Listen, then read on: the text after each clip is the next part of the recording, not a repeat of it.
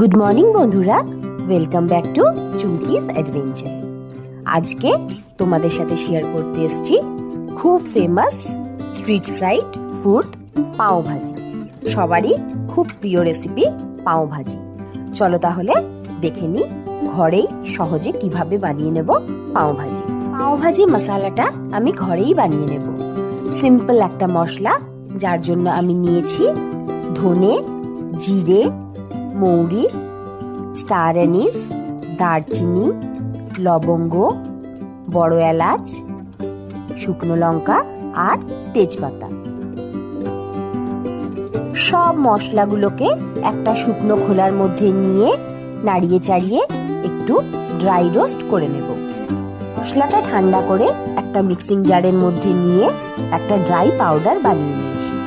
এই পাউডারটার মধ্যে আরও অ্যাড করলাম ড্রাই রোস্ট করা কসুরি মেথি। তারপর এর মধ্যে পরপর অ্যাড করলাম 1 চামচ হিং, 1 চামচ ড্রাই জিঞ্জার পাউডার, 1 চামচ আমচুর পাউডার, 1 চামচ ব্ল্যাক সল্ট, 1 চামচ সাদা নুন আর হলুদ গুঁড়ো। সব কিছুকে আবারও মিক্সার গ্রাইন্ডারের মধ্যে দিয়ে পাও ভাজি মশলাটা রেডি করে নিলাম। ভাজিটা বানানোর জন্য এবার আমি কটা সবজিকে ফাইন চপ করে নেব।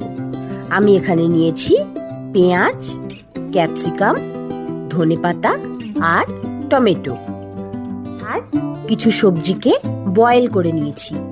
বয়েলড সবজির মধ্যে নিয়েছি আলু, ফুলকপি, মটরশুঁটি আর বিট। তোমরা তোমাদের পছন্দ মতো আরও সবজি এর মধ্যে অ্যাড করতে পারো। এবার একটা মিক্সার জারের মধ্যে শুকনো লঙ্কা আর বেশ অনেকটা পরিমাণ রসুন দিয়ে একটা রসুনের ওয়াটারি পেস্ট বানিয়ে নেব। পেস্টটা কিন্তু একদম পাতলা হতে হবে। এবার একটা প্যানের মধ্যে 2 চামচ সাদা তেল আর 1 চামচ বাটার দিয়ে ভালো করে বাটারটাকে মেল্ট করে নিতে হবে। বাটারটা ভালো করে মেল্ট হয়ে গেলে এর মধ্যে দেব 1 চামচ গোটা জিরে। জিরেটাকে একটু ভালো করে বাটারের মধ্যে নাড়িয়ে নিয়ে জিরেটার একটা সুন্দর গন্ধ উঠলে এর মধ্যে দিয়ে দেব কেটে রাখা পেঁয়াজ কুচি। পেঁয়াজটাকে হালকা সটে করে নেব একটু নরম হয়ে আসা অবধি। তারপর এর মধ্যে অ্যাড করব চপড ক্যাপসিকাম। ক্যাপসিকামটাকেও 5 মিনিট সটে করে নেব একটু নরম হয়ে আসা অবধি। পেঁয়াজ আর ক্যাপসিকামটা ভালো করে সটে হয়ে গেছে। এবার এর মধ্যে অ্যাড করব একদম স্ট্রিট সাইডের মতো হাতে স্ম্যাশ করে সেদ্ধ আলুটা। আলুটা দেওয়ার পরে এর মধ্যে একে একে দিয়ে দেব সেদ্ধ করে রাখা ফুলকপি, মটরশুঁটি আর বিট। বিটটা অনেকেই দেয় না, কিন্তু বিটটা দেওয়া হয়েছে শুধুমাত্র স্ট্রিট সাইডের মতো কালারটা আসার জন্য। এবার সব সবজিগুলোকে ভালো করে মিক্স করে কুক করে নেব 5 মিনিট মতো। 5 মিনিট পর এর মধ্যে অ্যাড করব চপড টমেটো। টমেটোটা দেওয়ার সঙ্গে সঙ্গে এর মধ্যে অ্যাড করলাম 1/2 চামচ হলুদ, পরিমাণ মতো নুন, বেশ অনেকটা পরিমাণ হোমমেড পাও ভাজি মশলা আর সামান্য ধনে গুঁড়ো। আর সবার শেষে অ্যাড করলাম যে লঙ্কা আর রসুনের মিক্সিতে পেস্টটা বানিয়েছিলাম, ওয়াটারি লিকুইডটা, সেটা বেশ অনেকটা পরিমাণ। এই রসুন আর লঙ্কার পেস্টটাই কিন্তু পাও ভাজির গেম চেঞ্জার।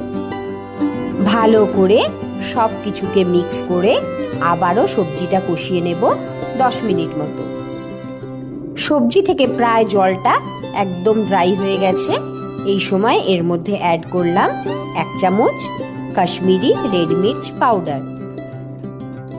আবারও মশলাটাকে ভালোভাবে কষিয়ে নিলাম।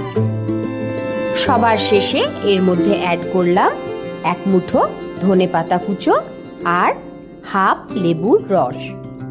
ভাজিটা একদম রেডি হয়ে গেছে।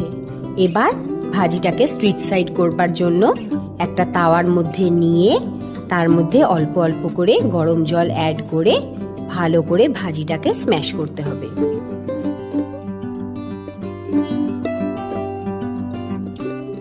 একটা পটেটো স্ম্যাশারের সাহায্যে আমি ভাজিটাকে ভালো করে চেপে চেপে স্ম্যাশ করে সব সবজিগুলোকে পেস্টের মতো করে নিয়েছি।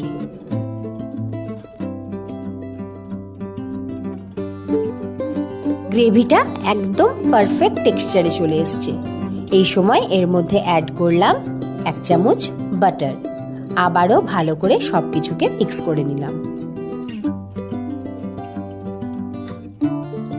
এবার চলে এসেছি একদম পাও ভাজির শেষ পার্টে।